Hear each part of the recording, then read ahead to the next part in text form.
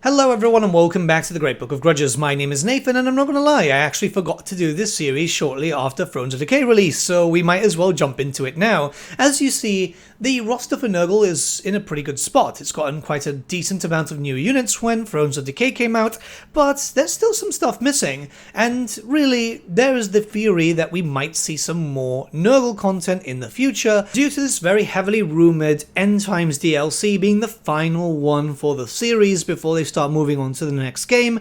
We don't know when exactly that's going to be, but I kind of see that happening. As you see, Nurgle did get a lot of love during the End Times. Actually, between them and Khorne, Tzeentch and Slaanesh got nothing, which was just absolutely annoying, but then again, that was the most rushed series that Games Workshop ever produced. The worst one, too. But yeah, there's a few things that could flesh out the Nurgle roster a little bit more, which would benefit other factions too. So let's jump in, let's talk about a few things here and there. Now we're going to start off with something which is actually undivided, the Great Spined Chaos Beast. The only reason I'm talking about this in a Nurgle video is because it was in the art book painted in green.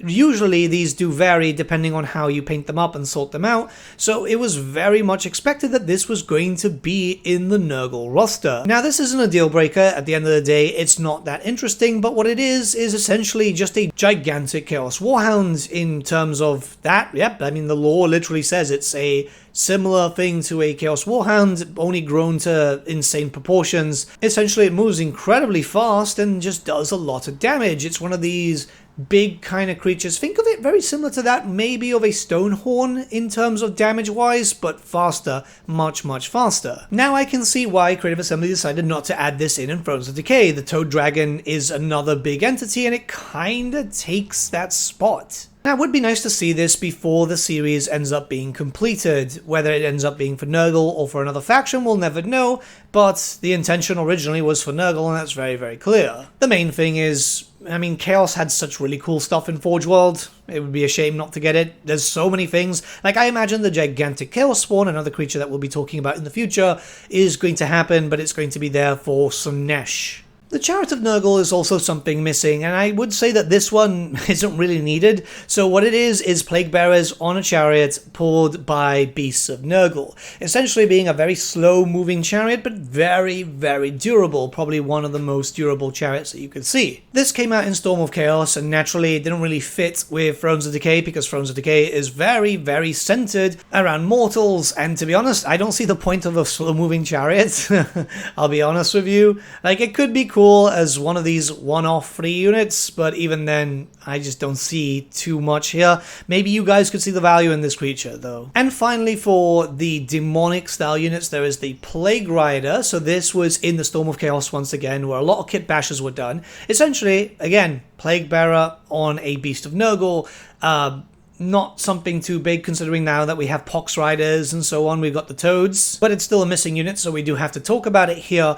And this is where things get a little bit interesting, because obviously it could be implemented where you've got a single entity Beast of Nurgle with just a Plaguebearer on top throwing Death Heads, you know, something like the advanced version of the Beast of Nurgle, just an extra type. A little bit of range, make the Death Heads do a bit more damage than they normally do right now, because they're not really that good. But it could be interesting to those who actually enjoy playing as demons. I don't know, I prefer using a bit of a mixed roster, and you kind of already have that anyway. But before we move on to missing units, you see there's still very obvious blank spots when we start looking towards the Warriors of Chaos roster for Nurgle. So yeah, this is why I think the Great Spine Chaos Beast might be in there at one point, or obviously the Gigantic Spawn, which will be usable by everyone, because the Chaos Spawn leads to nothing. My original theory when the Champions of Chaos came out, that we'd start to get some more supercharged units eventually, is true that, because you can see Rot Knights were put at the top, which is the upgrade from the Chaos Knights. The chariots are by themselves. I think there might be something for the chariots there, but we'll talk about that a little bit later. That requires Games Workshop being nicer, which is quite unlikely. However, we have to look towards the Chosen. You see, there's nothing ahead of them. We need some aspiring champion units, and there is one.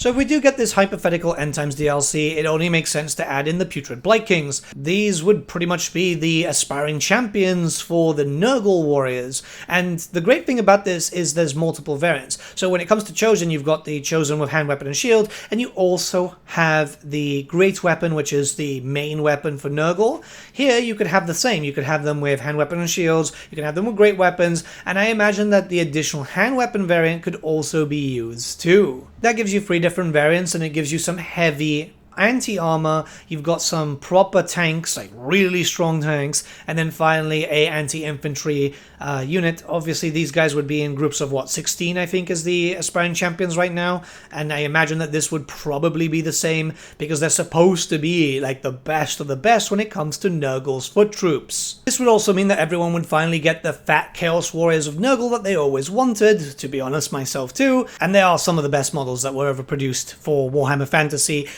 They're just so good. I've got a bunch of kits myself. It's a massive shame that we can't use them in the old world, but, you know, these were an end times troop. They didn't really make themselves known prior, which is kind of crap when you start looking towards the lore, and apparently they were always there. The next thing is a Age of Sigmar troop. The problem is, right, it's Age of Sigmar, but it was clearly planned for Warhammer Fantasy originally, and it would be kind of cool to see that kind of come back.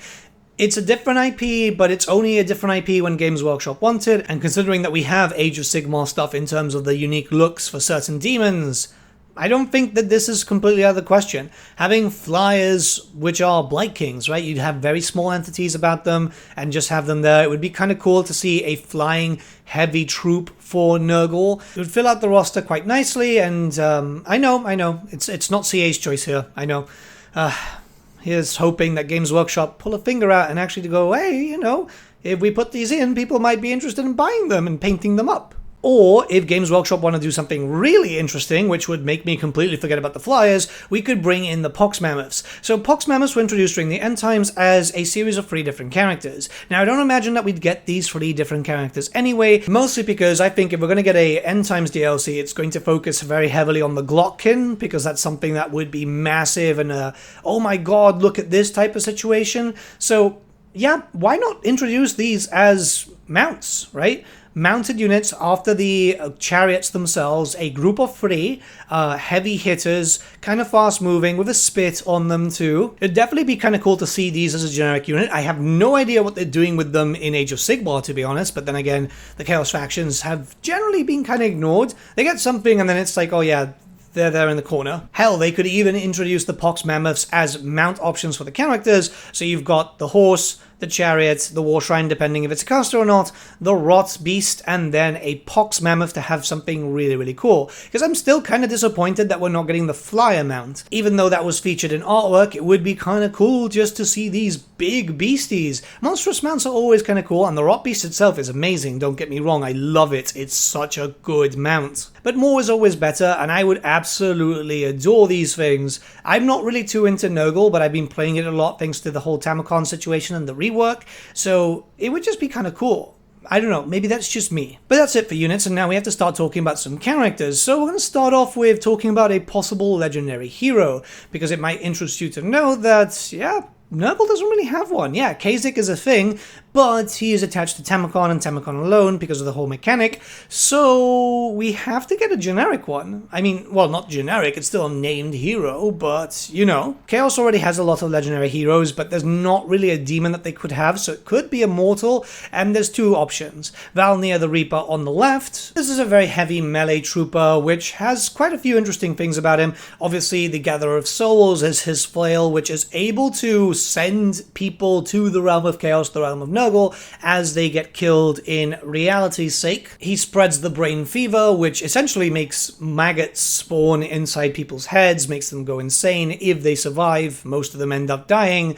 And then there's the Black Rot, which pretty much is leprosy, right? This is a pretty cool character in terms of melee damage and providing loads of debuffs. I kind of like him because, again, melee fits well with Nurgle. It's a very melee-based faction, actually. Which is why I think on the right, the other option is Fatal the Tainted. So he's one of the lieutenants for Archaon way back in the day, I think during the, Storm of Chaos.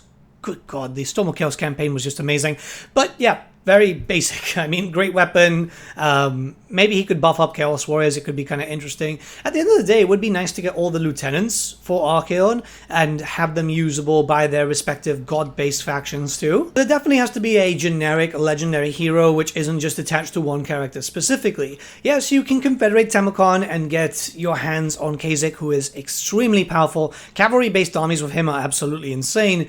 But it would be nice just to have a standard 1-2 that everyone can use from the very beginning. So if you decide to play Epidemius, Kugath, Festus, or pretty much anyone else, you can just pick them up as the quests pop up.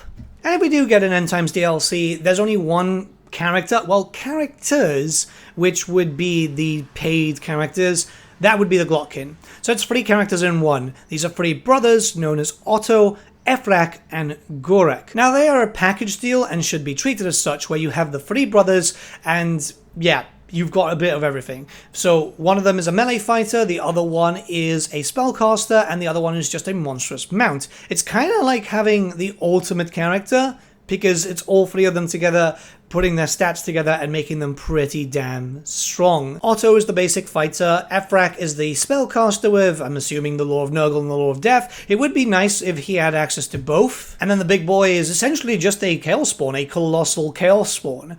You could have them play out in the area of Norska. By this point, I'm imagining, hopefully, you know, knock on wood, pray the gods and everything else. Now we've had a Norska rework, which moves Wolfric away, and that means that we could have a faction starting there, because these guys are Norskans. Their law is centered across Norska. They hate the Nordlanders because the only reason they've mutated is because of Nordlanders. So you could end up having them start there, go down to Nordland, and then wreak havoc on the Empire. It'll also give a little bit of help towards our good friend, actually, Festus, who is kind of stuck down there. If you're playing against him, it's a bit of not much of an issue, but when you're playing with him, you have to take that and then kind of move back to Norska to take all the other areas. It's a bit of an odd one with the Dark Fortresses. Mordheim should really be a Dark Fortress, by the way. I know some people are probably just wincing at the idea of another Norska start, so they could start anywhere. It's just that's the lore-friendly start position. It would be cool if we saw a little bit of an expansion to the Northern Chaos Waste that would allow for more breathing room, but in the Northern Waste, again, there's not really much of a point, and I don't think the Southern Waste would work out quite well either. And obviously I don't think that this character should have everything from the very beginning, because they would be stronger than Tamokon, who has to wait a decent amount of time before getting his hands on, you know, Bubulos and so on. So what if you started off with Otto, you had the melee guy, then as you level up, you would get the mount option per se of getting Ephrak, so you'd get your spellcaster. They'd then be a singular entity, very similar to that of Scarsnake and Gobbler, and then finally unlock the final brother so you can get yourself the monstrous mount. It could be done in that way where you're just leveling up passively, or there could be some quest battles to be united with them, and that's how you get that going. It'd be a colossal shame if we never end up getting the Glottkin, as a lot of people do want them, and like, let's be honest, it's super cool, and that's the big thing, cool factor, especially for Legendary Lords. You want them looking different, because that way you have a reason to play this one and the other, right? It's just, well, obviously faction mechanics too, which I imagine could be centered around getting revenge on the Empire. I haven't thought about it too much, mostly because if we're getting an End Times DLC, I imagine that's going to be either next year or the year after, so I'd like to revisit this character later down the line, but it's definitely one of those that needs to be done. And finally, a possible FLC character for free, unless, you know, the End Times DLC is that big, because there's rumors that it's basically a game in its own right. Gutrot Spume. Possibly one of my favorite characters introduced during the End Times, because it was a throwback to basically Manowar, right? When Plague Fleets and stuff like that existed. He is the greatest commander that the Plague Fleet ever had, because it might come to a surprise for you who don't really get too well versed on certain specifics of the lore. Nurgle actually has a really strong fleet. So much so that they would actually go toe-to-toe with the Dark Elf fleets and even those of Orthwan. It's pretty impressive. They would hunt down merworms.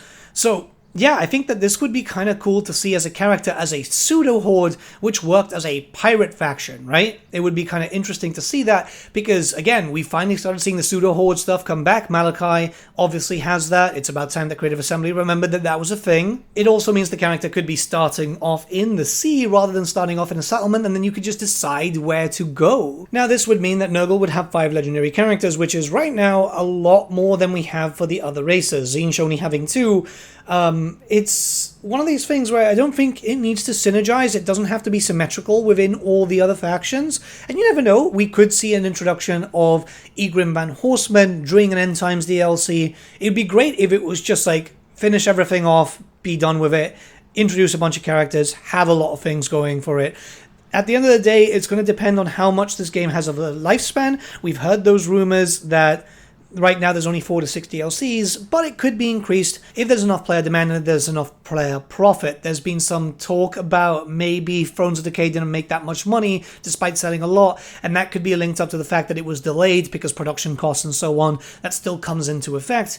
We'll talk about that a little bit down the line. I think that's probably the best thing that we can do, because right now, you know, dooming and glooming isn't going to be the best thing. I'm feeling fairly optimistic that things are going well and things might change around. So yeah, let me know your thoughts in the comments below, especially about the whole thing with Gottrot Spume, as I'm curious to see what you guys think about him. I would love to see him being introduced. I'd love to see as many characters as possible, to be honest, even if the world is getting more congested.